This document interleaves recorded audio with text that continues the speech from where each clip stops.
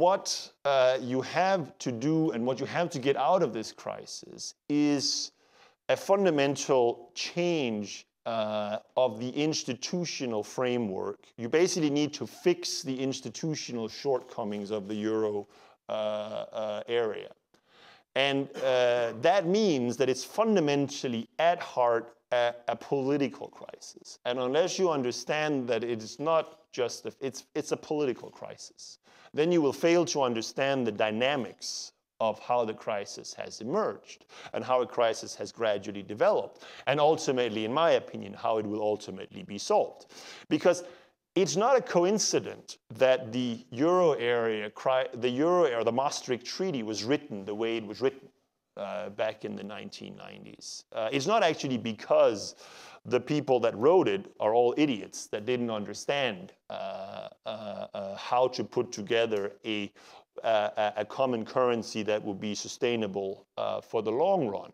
If you read a lot of the prior literature on this in Europe, you'll actually see that everybody was quite aware. This is a long process that goes back, for those who are interested, to the Werner reports and a whole back to the early 1970s. That if you were to do a common European currency, you would need to have a common fiscal policy and a political union. So why didn't you get it? Well, its answer is simple: politics.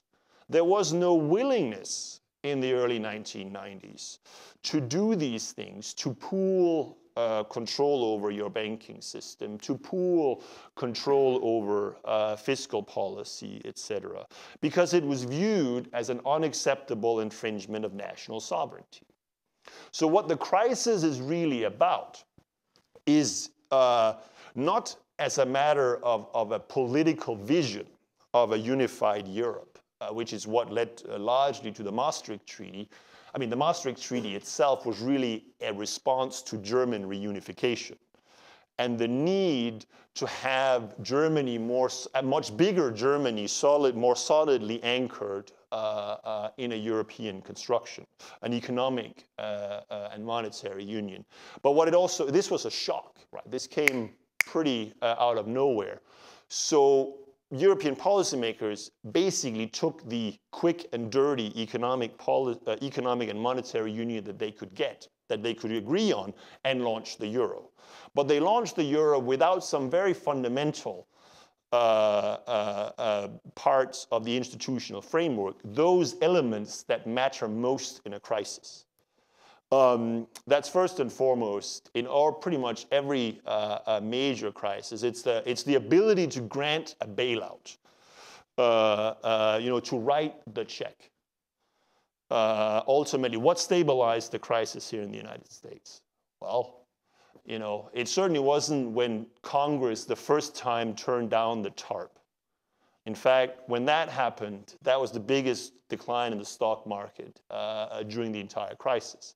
So the huge advantage that the United States had was that it had a treasury that could issue a check, and it had a central bank that could then, through TELF and other measures, leverage that money. So it had the capacity to bail out its financial sector.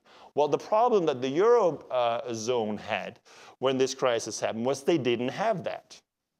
They only had a central bank. But the problem in the euro area is a political one, as I said. It has to do with the distributed nature of sovereignty in the euro area. Because the fact is that under the Maastricht Treaty, or until the crisis in the euro area, control over fiscal policy was solely something that was left to the member states. Control over banking sectors was something that was left to the member states.